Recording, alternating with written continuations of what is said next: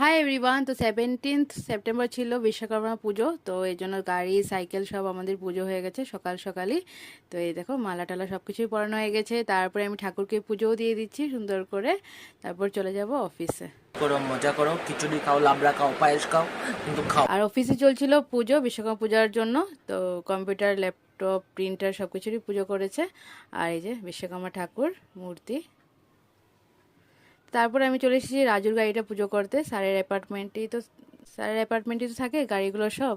তো ওখানে এসে পুজো করে নিয়েছি। তারপর আমি বৈশালী সবাই মিলে বেরিয়ে পড়েছি ধারাপুর যাওয়ার জন্য, সাইটে আমাদের। তো পৌঁছেও গেছি ধারাপুর। আর দেখো অনেকটা ভিড় ছিল, বাট আগে বললে আরও বেশি ভিড় ছিল, আমরা যখন এসেছি একটু কম ছিল। তারপর প্রসাদ টসাদ খেয়ে সাইটে একটু ভিজিট করছিলাম সবাই মিলে, কারণ সবসময় তার আসা হয় না, এই প্রথমবার এসেছি সাইটে।